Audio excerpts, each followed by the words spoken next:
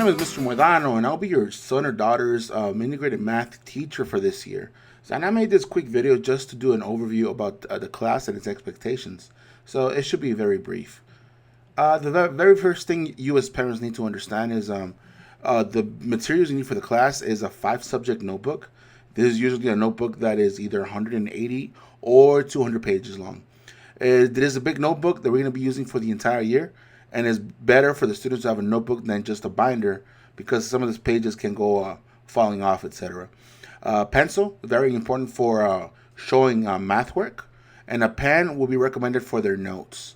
And also, I do have a calculators in the classroom, but it would also be recommended to have a scientific calculator on their own.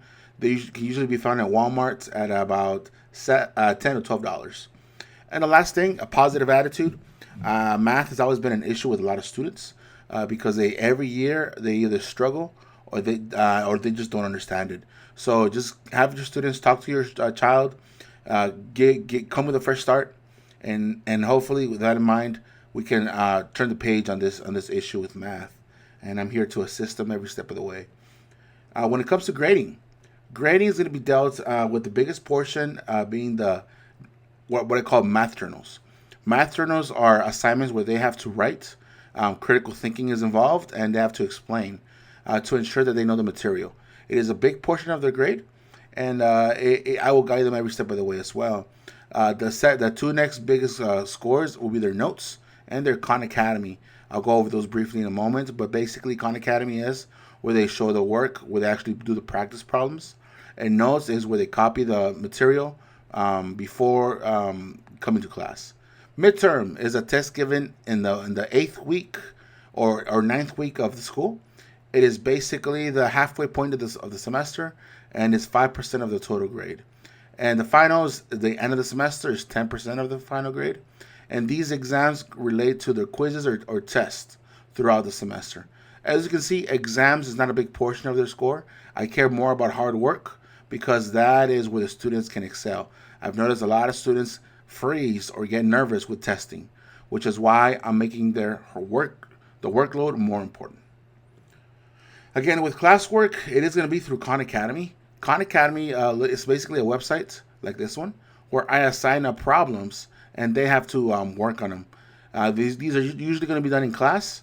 Notice that each assignment is about 4 questions long, so it's not that long.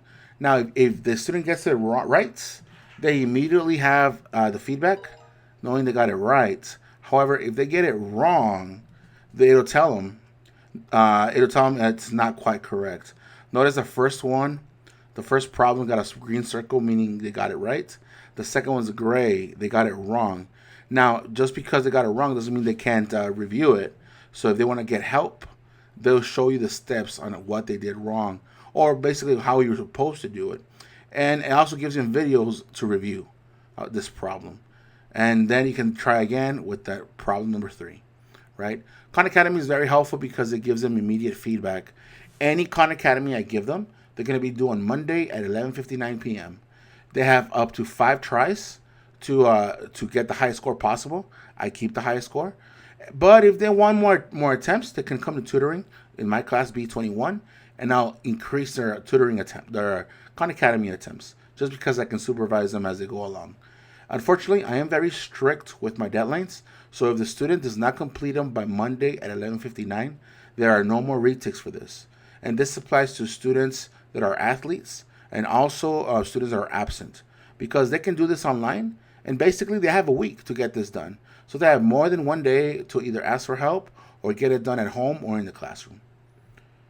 When it comes to their notebook checks, I do check their notes, make sure they have them before class, because it's during class where I review the material. I do not expect them to know the material, but I expect them to have it copied down so that we can just go over the actual content. There's so many times where students are so focused on copying that they just ignore the teacher. And this is the reasoning behind having them copy it ahead of time. I check it at least once a week, but I do my best to check it every day. And students will get used to that. Another reason for having notes is because I let them use their notes for exams and quizzes. So it's just another perk for having them ready. Now, how do the notes look like? Basically, students will have access to my calendar, and this calendar is already pre-filled. all the way to June. And whenever students want to copy their notes, let's pretend it's September 5th, and tomorrow's the Tuesday coming back to class. Students have to click on the lesson, and basically these notes will appear. They have to copy the title, the question, the vocabulary, and anything that I've written down here. This is basically the only homework students have to do at home, because I understand, parents, that sometimes you cannot help them with the material. But parents, I'm asking for your help in making sure they have this copied down the day before. It's something easy you can check. You check this website. I will post it on Remind, and you compare it to the notes of the child. You see, basically go to the dates. If today is September 6th, on the September 6th, on that night, you'll be checking these notes. Make sure they're ready the day before, right? And those are notes. That's 20% of their grade. And again, the only retakes will be when they're absent, but student has to come to tutoring to show me those notes. They have to come on their own time.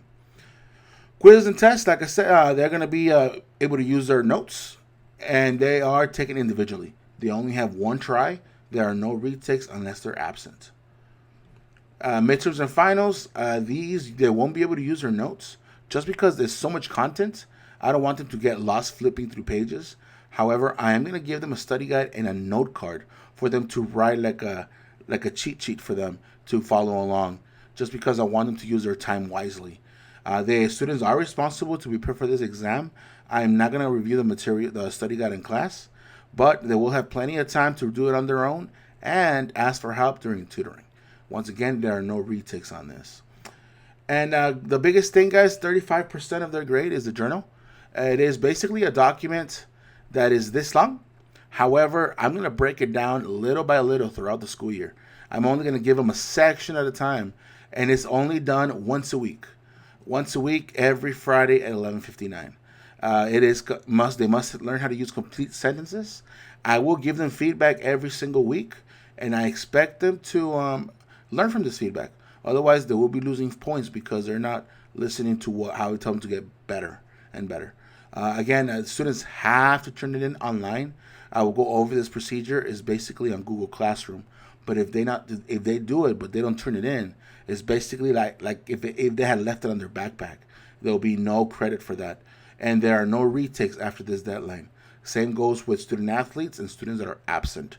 They have until Friday to get it done, and it is online, so they don't have to be present on school to turn it in, right? So make sure to get these done. There are basically no retakes in this class unless you're absent for an exam or for a notebook check. And if they want to catch me in tutoring, I'm going to have tutoring starting the second week of school every Monday through Friday from 3:15 to 4. I might be able to have other opportunities during lunch or in the morning, but they have to contact me in advance because it's not always the case.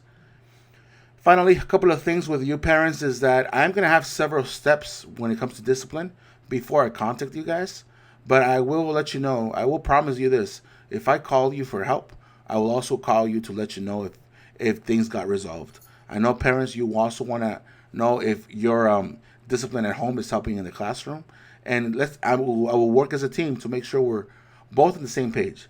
Because when the teachers and the parents are in continuous communication, students tend to not be able to go around us. So let's just make sure we have a complete communication and work together. Well, hopefully you guys had everything, all your questions answered. If not, I will see you on Parent Night, which is coming pretty soon. And that's basically how my class works. We'll hope to see you guys in Parent Night, and have a great day.